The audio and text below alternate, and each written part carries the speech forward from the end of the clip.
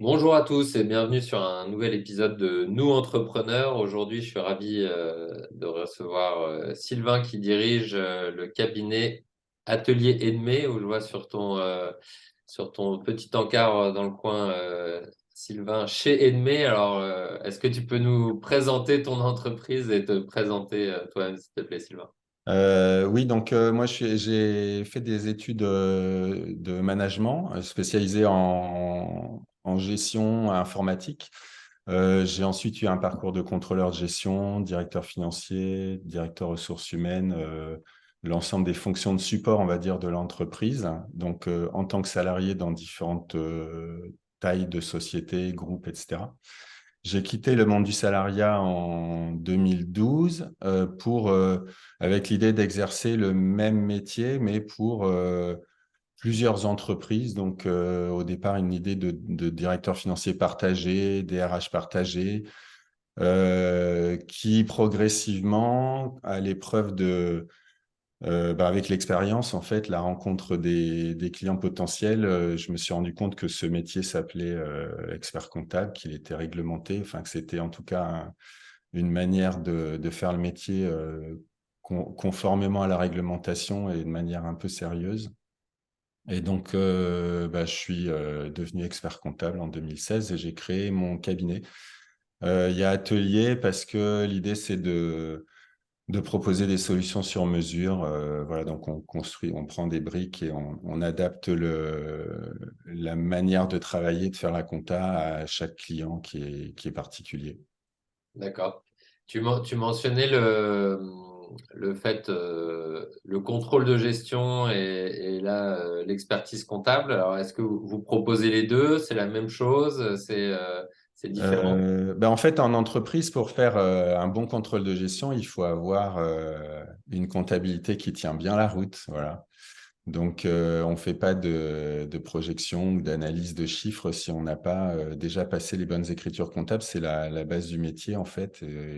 Ensuite, c'est le fait de faire parler la comptabilité qui fait qu'on fait du contrôle de gestion. Euh, dans, dans notre métier au quotidien, c'est sûr que comme on a des clients plutôt petits, le contrôle de gestion, les tableaux de bord, ça reste des choses assez simples. Il n'y a pas besoin d'équipes surdimensionnées. C'est plutôt le client qui va faire ses tableaux de bord. Nous, on va proposer une base comptable, un outil comptable qui permet au client de faire ses tableaux de bord. C'est plus dans cette logique. D'accord.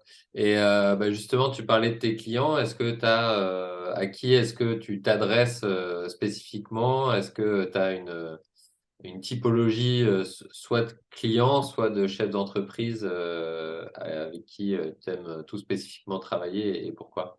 Ok. Quand j'ai créé le cabinet, l'idée c'était de garder une certaine curiosité d'esprit, une certaine variété. Donc j'ai volontairement une clientèle assez diversifiée, tout type d'activité. Donc il y a la clientèle traditionnelle des experts comptables, et puis il y a celle avec laquelle, je dirais pas, enfin, tous les clients sont intéressants, mais il y a quand même une typologie où je suis peut-être un petit peu plus pertinent, qui va plus profiter de mon parcours antérieur. Je suis assez à l'aise dans des environnements à l'international, quand il y a de la fiscalité un petit peu complexe, des environnements mixtes, monde marchand, monde commercial, avec des règles de TVA particulières. Des secteurs où il y a de l'innovation, voilà, des choses comme ça. Ouais. Mais il n'y a pas de spécialité. Voilà. Après, on reste sur des tailles d'entreprise qui correspondent à notre propre taille. Donc, effectivement, on n'a pas de groupe avec beaucoup de salariés ou des groupes internationaux. C'est soit des entrepreneurs solo, pas mal de créateurs d'entreprises, soit des structures avec quelques salariés. Voilà, notre plus gros client doit avoir une vingtaine de salariés. Ok, très bien. On en parlait un peu avant de préparer, enfin avant de lancer l'enregistrement. Et une question que j'aime bien poser, c'est quoi l'a priori ou l'idée fausse ou erronée qui circule le plus par rapport à ton métier et que tu as envie de clarifier ici? Mhm. Alors, oui, la comptabilité, on a l'impression que c'est un métier de chiffres, que c'est dans un bureau un peu triste, etc. Je pense que c'est ça la priori principale. En réalité, c'est un métier assez humain. Il y a une manière de travailler avec les chiffres, avec l'organisation, qui n'a rien à voir avec uniquement des calculs. C'est toute une organisation qui va mettre en place, ne serait-ce que par exemple la collecte des documents. Nous, on est très numérisé. On met à disposition des outils pour que les clients remettent directement des numéros numérisés en photographiant à partir de leur téléphone, etc. Mais avec certains clients qui sont très éloignés de l'informatique, on a aussi des gens qui nous donnent encore le papier comme autrefois et avec un petit échange verbal parce qu'ils ont besoin d'un contact plus dans le monde réel. Donc c'est vraiment très très différent d'un client à l'autre et ça dépend des personnes, des gens qui aiment être appelés souvent, d'autres qui sont plus organisés, qui vont consacrer des moments précis pour travailler, voilà. Ok. Et donc du coup, et après il y a une manière de faire le métier qui est différente quoi, d'une entreprise à l'autre. Donc, on ne fait pas juste des chiffres, c'est avant tout du contact. D'ailleurs, dans la manière dont les clients choisissent leur expert comptable, c'est pas toujours très, très rationnel et par rapport à des critères purement techniques. Ouais. Donc ça fait pas mal de choses en fait que tu mets là sur le devant, c'est quelque part que ça n'est pas que des chiffres, c'est aussi beaucoup d'humains, puis on touche au sujet de l'argent du dirigeant aussi, d'une certaine adaptabilité, là où on pourrait penser que bah, il y a un besoin de rigueur, parce qu'au final, vous êtes là pour dire la vérité, mais en même temps, on parle d'adaptabilité au numérique, papier, besoin de plus de contact ou moins de contact, etc. Et Mm. puis le sujet que tu amènes qui est intéressant, c'est le choix de l'expert comptable. Et c'est vrai que moi qui travaille pas mal avec les dirigeants, c'est vrai que alors souvent c'est irrationnel. Alors il peut y avoir un côté émotion et contact qui est plutôt sûrement une bonne chose. Je pense que souvent il y a un intérêt aussi à tout, voilà, comme tu dis, tous les experts comptables n'apportent pas la même chose et sûrement que chacun a sa valeur ajoutée, mais pas forcément pour la même typologie de client. C'est pour ça que je te demandais aussi le type de client avec qui tu travaillais. Je vois beaucoup de dirigeants qui choisissent un peu au hasard comme ça sans prendre Mm. le temps et souvent c'est dommage parce que ça peut faire partir du mauvais pied alors que enfin, l'expert comptable est vraiment le partenaire privilégié du chef d'entreprise et c'est une relation assez fondamentale quoi, pour un chef Oui, d'entreprise. oui, ça arrive assez souvent d'ailleurs que les créateurs d'entreprises, enfin souvent, ça arrive en tout cas, que les créateurs d'entreprises choisissent un premier expert comptable au hasard des rencontres sans avoir vraiment fait d'appel d'offres structurés, plus ou moins structurés, et qui changent au bout de 2 ou 3 ans. C'est assez classique en fait qu'on ne tombe pas tout de suite sur le bon expert comptable au départ, quoi. Ouais. Ça peut Parce peut-être que être ça et peut-être aussi parce que la vie d'un créateur dans ses 3 premières années n'est pas tout à fait la même que les années Alors, d'après. il Il y y a a sûrement plusieurs les deux. raisons. Je pense que, en fait, dans la vie de l'entrepreneur, on est toujours en train de décider de priorité. On est limité, surtout quand on est solo, on est limité en ressources. Donc, on alloue ses ressources à tel ou tel sujet. Et pour certains, ils ne prennent pas l'aspect compta-gestion dans les sujets prioritaires, ou en tout cas, ils les traitent pas au départ euh, où ils, où ils ne perçoivent pas l'importance, dans leur cas, de cet aspect-là. Et après, ils peuvent tomber. Après, c'est plus des histoires relationnelles, en fait, des modes, soit des valeurs, soit des partages de valeurs, soit des questions relationnelles. Voilà, Ok. entre des gens qui sont très désorganisés, d'autres qui sont très structurés. Donc, il faut avoir un peu la même logique de fonctionnement. Et puis par rapport aux valeurs aussi, voilà, il peut y avoir. C'est vrai qu'il y a cette question de l'argent. Il y a des gens qui sont entrepreneurs pour gagner beaucoup d'argent. Il y en a qui sont entrepreneurs pour avoir une meilleure qualité de vie. Il y en a qui essayent les deux. Ça marche aussi parfois. Ça dépend des secteurs d'activité. Voilà, et donc du coup, cette manière de communiquer les informations, en fait, un bon expert comptable, il va bien travailler, ça va bien se passer si la communication est fluide. Voilà. Ouais. Donc, il y a des aspects formels et puis après des aspects informels. Il faut donner toutes les infos, pas cacher des informations, pas les volontairement ou involontairement.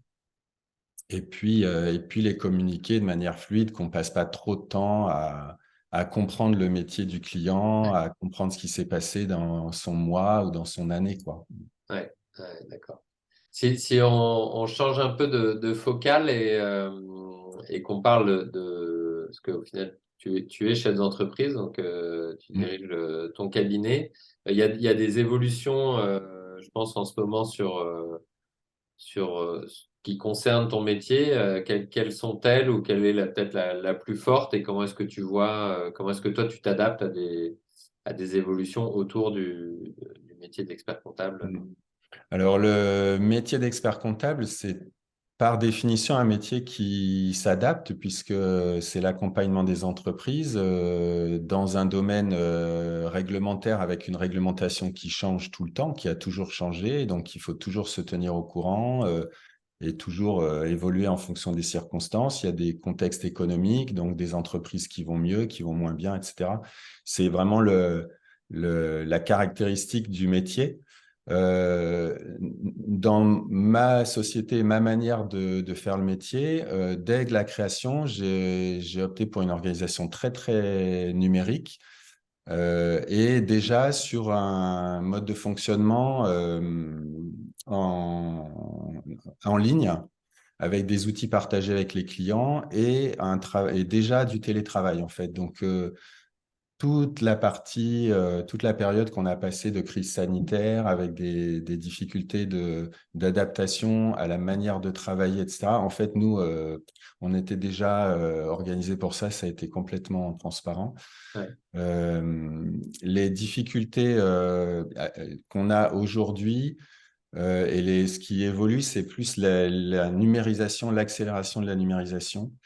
On arrive aujourd'hui dans des systèmes qui sont devenus tellement complexes qu'on a assez régulièrement des bugs techniques euh, incompréhensibles qui prennent beaucoup de temps à dépatouiller voilà, et donc du coup, et qui sont pas toujours évidents à expliquer aux clients parce que du coup, on a l'impression que l'expert comptable sait tout et qu'il maîtrise tous les processus, les contrôles et le temps qu'il va falloir pour traiter tel ou tel sujet. Et en fait, c'est de plus en plus difficile à faire euh, parce qu'il y a des situations vraiment absurdes et la robotisation qui entraîne des courriers, des mises en demeure, des choses de manière un petit peu automatique, des relances, etc. Parfois, il y a des alertes qui sont fausses, voilà. ouais, Et donc ça, mais c'est quelque chose que j'avais vu déjà il y a quelques années sur la perspective des métiers, les métiers qui allaient disparaître ou qui allaient rester. Et à l'époque, j'avais remarqué déjà que les métiers de psychologue, enfin, de soutien au moral, à la santé mentale, etc., étaient des métiers qui, eux, n'allaient pas disparaître. Et je pense que dans notre métier, c'est ça, en fait. L'avenir, c'est arriver à supporter au sens technique, mais aussi psychologique, en fait, nos clients, pour que face à cette administration un petit peu dure et très, très numérisée, bah, que finalement, on arrive à payer les impôts correctement, payer les charges sociales, les salaires correctement, que la partie comptable et administrative, elle se déroule correctement, sans stress inutile et malgré cette extrême robotisation. Voilà. Ce que j'entends, c'est qu'il y a quelque part peut-être cette évolution d'automatisation, de robotisation qui est sûrement qui crée là des perturbations et qui, espérons-le, a vocation à avoir un peu moins à prendre Mm. moins de place, mais on verra. Mm. Parce qu'il y en Oui, oui, aura toujours, après, mais en ça, même c'est temps, des... de toi de passer plus de temps sur l'accompagnement et donc en fait qu'il y a encore plus d'humains, un peu Oui, en lien avec ce que tu disais au début. L'accompagnement humain et c'est l'évolution sûrement du métier, en tout cas d'une certaine partie, avec ceux qui sont en direct et justement qui ne sont pas que dans la partie plateforme digitale, etc. Oui, oui. En Du fait, temps. il y a eu une époque où l'informatisation faisait gagner du temps. Aujourd'hui, on est dans une phase de robotisation où on est plutôt, on a plus de temps, ça demande plus de temps et plus de technicité, plus de Ouais, complexité pour les humains. Et donc, c'est un quotidien qui est plus difficile, en fait, avec des objectifs, bien sûr, derrière, d'administration numérique qui facilite le paiement des impôts, le contrôle par l'administration, etc. Il y a beaucoup d'avantages d'un point de vue global, mais au quotidien, c'est quelque chose qui est plus difficile et du coup, qui prend plus de temps, qui est plus difficile, donc qui coûte plus cher ouais. aussi, voilà, d'un Et point qui de peut vue. inquiéter, tu parlais le lien avec le côté psychologique et qui peut inquiéter, stresser parfois les chefs d'entreprise d'avoir l'impression d'être démunis et que c'est d'une complexité Oui, folle, alors que c'est pas forcément le cœur du métier du chef d'entreprise que de gérer les bugs informatiques avec les impôts, les administrations c'est ça. ou autres Et puis, il y entités. a le mythe de la compta en ligne, la compta gratuite, la compta automatique, etc. En fait, derrière une compta en ligne, une compta automatique, il y a un informaticien, il y a un comptable, il y a des êtres humains voilà, qui doivent passer du temps, soit à améliorer le programme, soit à contrôler les erreurs, etc., etc. Donc, il y a du travail. On n'est pas dans la simplification. Et donc, du coup, il y a un basculement à faire là dans la perception du métier, de ce que ça peut coûter, de la place qu'il faut y accorder. Voilà. D'accord. Comment tu vois, du coup, toi, si on se projette l'évolution de ton métier d'expert comptable ou de dirigeant d'un cabinet d'expertise comptable, comment est-ce que tu vois ça dans les prochaines années? Ben, c'est ça, hein, c'est participer à la fiabilisation des systèmes robotisés.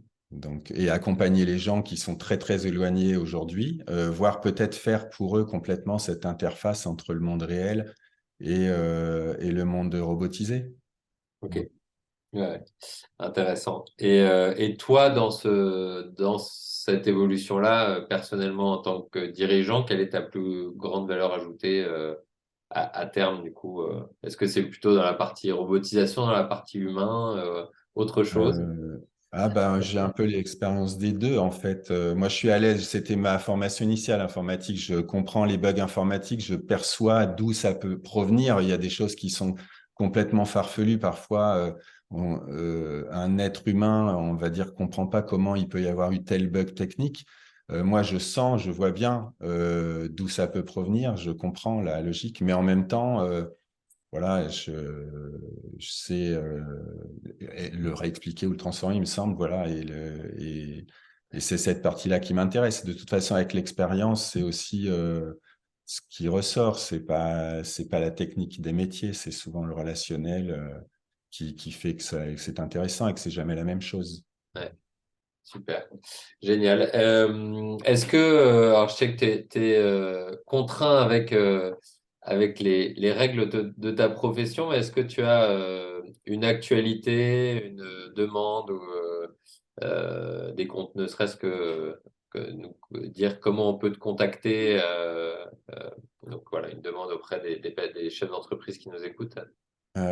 Oui, alors du coup, c'est vrai que par rapport à la question que normalement qui va pas être posée, du coup, par rapport à notre obligation de discrétion, c'est vrai qu'on peut pas dire qui sont nos clients. Nos clients peuvent dire qu'on est leur expert comptable s'ils ont envie, Donc j'ai le droit mais de dire que tu es mon expert comptable et que j'en suis très content. voilà.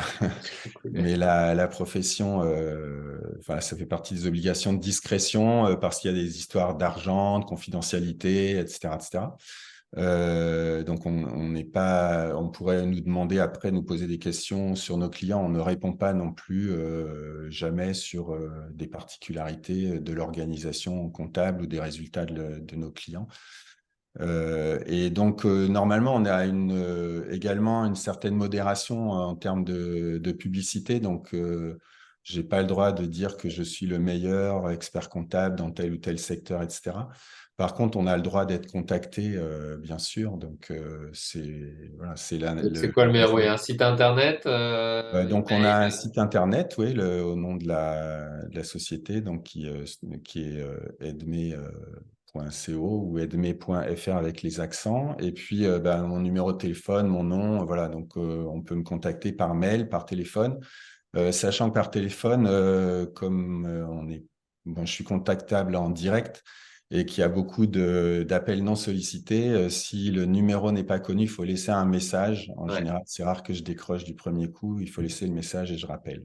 On mettra du coup notamment le site internet et le mail en commentaire. Est-ce qu'il y a une dernière question que je ne t'aurais pas posée et que tu aurais aimé que je te pose? Ah,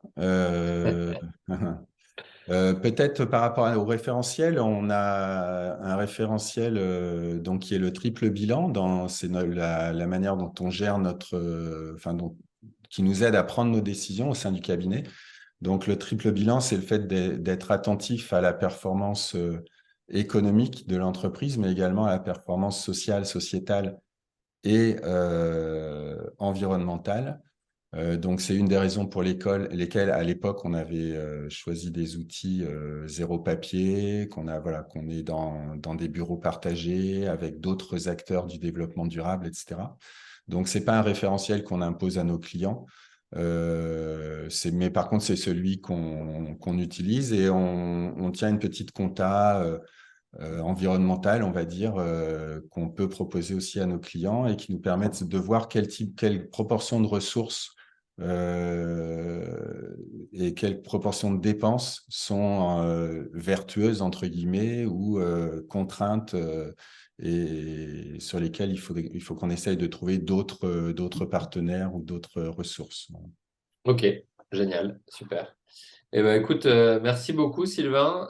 Merci de t'être prêté au jeu de l'interview. Merci à vous de nous avoir écoutés et à Ouais, très merci. bientôt. Merci à toi de m'avoir proposé de participer. Avec plaisir, à bientôt. Merci, au revoir.